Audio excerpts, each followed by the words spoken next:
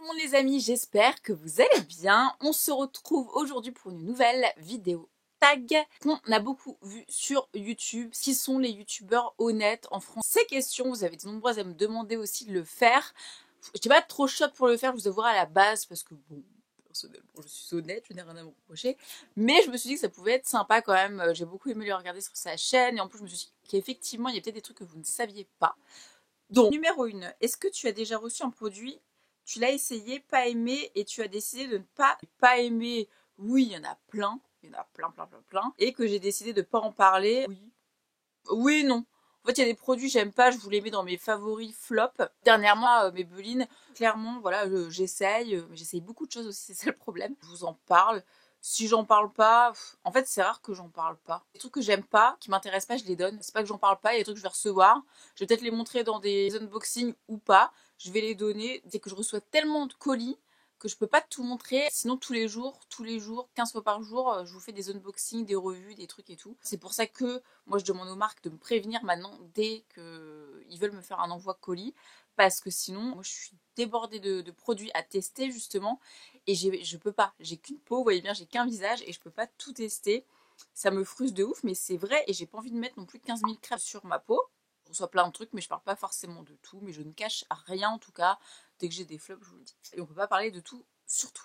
2. Y a-t-il un produit que tu utilises mais que tu ne montres pas en vidéo? Alors en fait, Hélène a très bien répondu à cette question dans sa vidéo, parce que non, je vous montre vraiment tout. Enfin, le but, c'est pas d'avoir des secrets, je vous montre vraiment tout.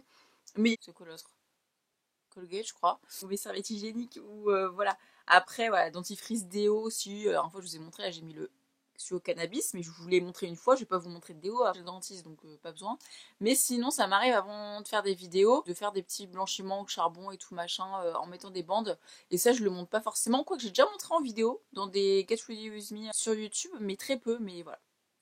3. Y a-t-il un produit que tu veux, mais que tu n'achèteras pas des marques? C'est vrai que Jeffree Star, c'est pas trop mon kiff, clairement, mais j'ai jamais testé ses produits. J'étais même invitée à le rencontrer à un événement, j'ai pas pu y aller. Malheureusement, j'étais à l'hôpital. Je voudrais quand même rencontrer parce que d'un point de vue professionnel, voilà, c'est intéressant. Je peux pas dire ça, mais il y a un truc, effectivement, qui me dérange. Quelque chose que je veux, que je vais pas acheter parce que je soutiens pas la marque, c'est je soutiens pas des marques qui, parfois, se foutent de la gueule du monde avec certains influenceurs où je vois des placements de produits qui me dérangent avec des gens, désolé de le dire, mais on est sur un tag honnête, qui me dérangent.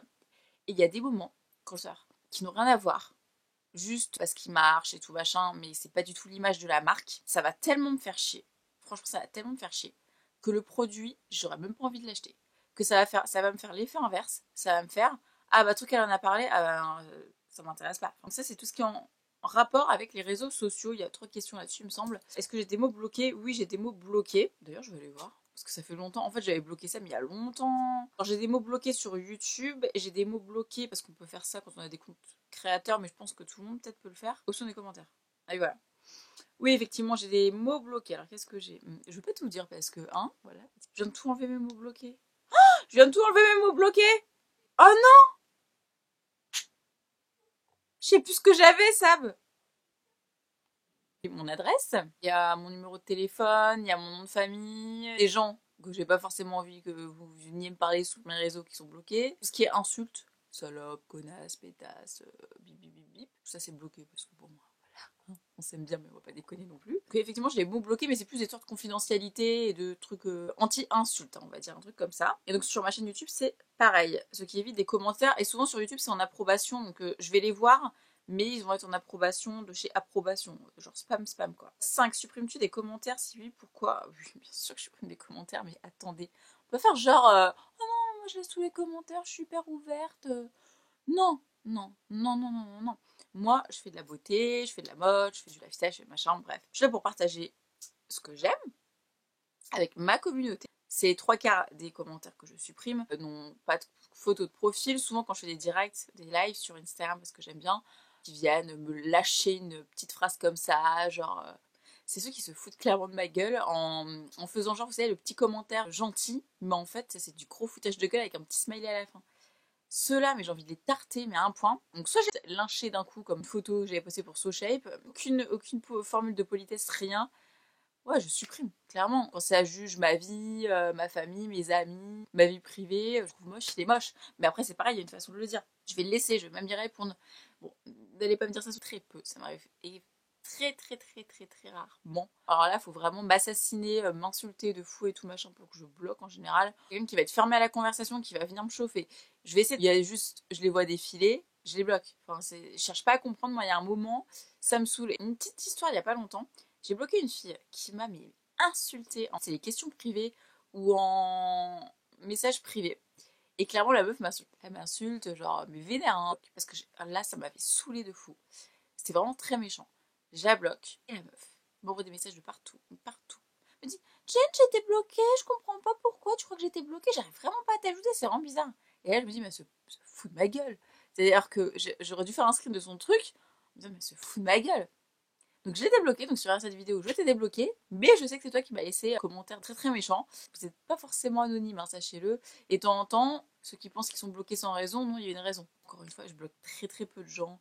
Le but d'être sur les réseaux sociaux, c'est pas de bloquer des gens, très sincèrement. 7. As-tu déjà menti à propos d'un produit pour rester en bon terme avec? C'est le mensonge, c'est le truc principal que je déteste dans la vie. Et je ne sais pas mentir de toute façon. Donc, très clairement, non. Par contre, j'en connais qui se foutent clairement de votre gueule, mais bon, on ferme sa bouche. Et après, s'ils sont pas contents, c'est pareil.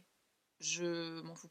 Mais justement, en fait, le but, quand j'aime pas des produits, c'est de faire des retours aux marques et de leur dire pourquoi j'ai pas aimé un produit. Quand je fais des flops, c'est pareil. Je suis pas là pour assassiner les marques. Qu'on me dise pas qu'une marque, voilà, une marque, tous ces produits sont bien. J'ai tellement tous les kiffé que celui-ci, je kiffe tellement que c'est un truc de merde et je vais mentir. Je peux pas, c'est pas possible, c'est pas vrai, c'est pas possible. Et le bon terme avec les marques, pour moi, d'être honnête. Moi, quand je fais des déj avec les marques, c'est pas juste on est là, on fait des trucs sur Instagram, des boomerangs, je vais manger avec telle marque et tout, c'est bien. Non, le but quand tu manges avec des marques, tu fais des déj et tout, c'est d'échanger justement un produit au début et quand tu en as parlé, puis changer d'avis sans le dire à ton audience. Alors ça, je vous le dis tout le temps. C'est pas en vidéo, je vous le dirai en story. Fenty, j'adore la Fenty.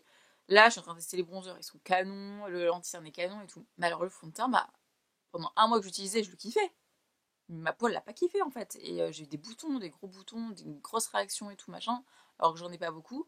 Pas tout le monde a des réactions forcément. Mais je vous ai dit après, et je me suis pas cachée pour le dire, c'est ce fond de teint là.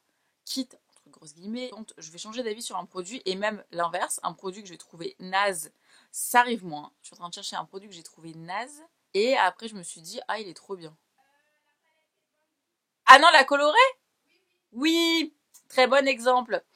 Je l'avais mis dans mon anti-haul en mode mais jamais de la vie j'achète ça, jamais je me maquillerai avec ça. Oh, je me souviens de cette palette. Oh là là. Je m'étais fait défoncer en commentaire et tout. Et au final, prenons cet exemple-là, cette palette je l'ai vachement utilisée parce qu'il y avait un côté un peu plus neutre, couleur neutre, coloré.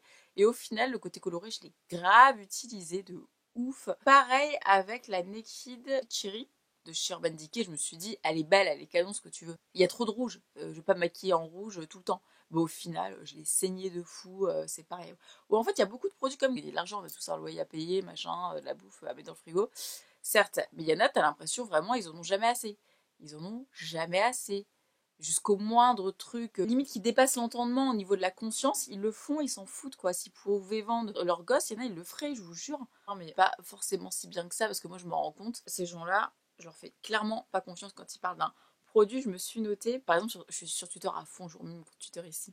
Sur Twitter, mais qu'est-ce que j'ai pu rire avec, je l'avoue, des gens de télé-réalité, pas tous, il y en a que je respecte pour leur parcours, très peu, mais il y en a. On va prendre l'exemple de le thé, je sais plus, c'était rien dedans, ça touche même pas sa bouche quoi. Enfin non. À quel moment tu fais confiance à des gens comme ça? Là, dernièrement, il y avait Capucine qui a fait un truc avec le nettoyeur pour pinceau là. Elle l'a même pas utilisé. Elle sait même pas ce que c'est. En plus, j'imagine qu'elle a eu un brief, elle l'a même pas lu. Elle se retrouve avec un truc en disant c'est pour étaler le fond de teint. Et la pauvre, elle a été la risée de Twitter. Très clairement, moi j'ai eu de la peine pour elle, faut pas croire.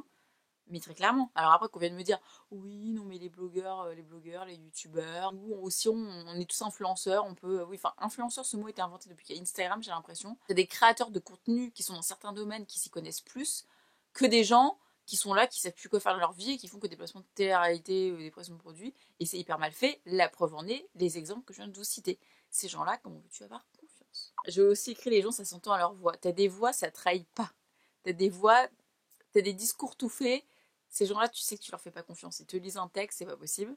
Et t'as aussi les gens que tu côtoies de temps en temps et tout machin, et tu sais que c'est vraiment des fake gens. Ceux dont ils vous parlent, ils en croient pas un mot. Il y a aussi ce genre de personnes. C'est très dommage. Il y en a quelques-uns, il n'y en a pas beaucoup non plus. Voilà. Tout pour le fric. Ceux en qui tu as le plus confiance. Alors tout d'abord, bah, la preuve, on est Hélène. C'est la seule française que je regarde ses vidéos. Pour le peu que je regarde sur YouTube, hein, parce que moi je regarde genre que des trucs rien à voir avec la